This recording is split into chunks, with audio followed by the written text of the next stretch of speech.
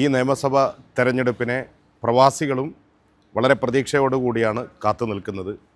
സർക്കാരിനെതിരെയുള്ള ഒരു വിധിയെഴുത്ത് നടത്താനുള്ള അവസരമാണ്. കഴിഞ്ഞ 10 വർഷക്കാലം കേരളത്തിലെ പൊതുവായ ജനങ്ങളെപ്പോലെ തന്നെ പ്രവാസ ലോകത്തുള്ള ആളുകളും വളരെയധികം പ്രയാസത്തോടു കൂടിയാണ് മുന്നോട്ട് പോയിട്ടുള്ളത്.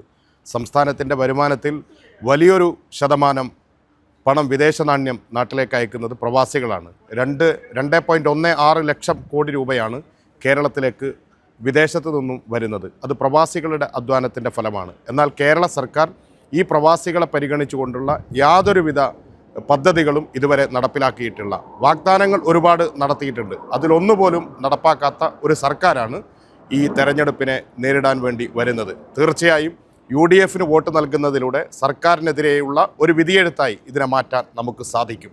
അതിന് പ്രവാസ ലോകത്തിൻ്റെ സർവ്വ പിന്തുണയും ഉണ്ടാകും എന്ന കാര്യത്തിൽ ഒരു സംശയവുമില്ല. പ്രവാസികൾ നേരിടുന്ന ഒരുപാട് പ്രശ്നങ്ങളുണ്ട്. അതിലേറ്റവും പ്രധാനപ്പെട്ടത് യാത്രാ പ്രശ്നം തന്നെയാണ്. നമ്മുടെ വിമാന യാത്രാക്കൂലി ഓരോ സീസൺ സമയത്തും ഓണം, പെരുന്നാൾ, ക്രിസ്മസ് തുടങ്ങിയ സമയങ്ങളിലെല്ലാം 10-15 ഇരട്ടി വർധനവാണ് ഇതിലുണ്ടാകുന്നത്. ഇതിനു വേണ്ടി കേരളത്തിൽ നിന്നാണ് ഏറ്റവും കൂടുതൽ പ്രവാസികൾ ഇന്ത്യയിൽ നിന്ന് വിവിധ രാജ്യങ്ങളിൽ, പ്രത്യേകിച്ച് ഗൾഫ് സെക്ടറുകളിൽ ഉള്ളത്. അവർക്ക് വേണ്ടി ഒന്നും ചെയ്യാത്ത ഒരു സർക്കാരാണ് ഈ തെരഞ്ഞെടുപ്പിൽ വീണ്ടും വോട്ട് തേടി നമ്മുടെ മുമ്പിലേക്ക് വരുന്നത്. ഈ ഒരു അവസരം തീർച്ചയായും പരമാവധി ഉപയോഗപ്പെടുത്താൻ പ്രവാസികളും അവരുടെ കുടുംബങ്ങളും തയ്യാറാകണം എന്നാണ് പറയുവാനുള്ളത്. KMCC എന്ന് പറയുന്ന സംഘടന നമുക്കറിയാം.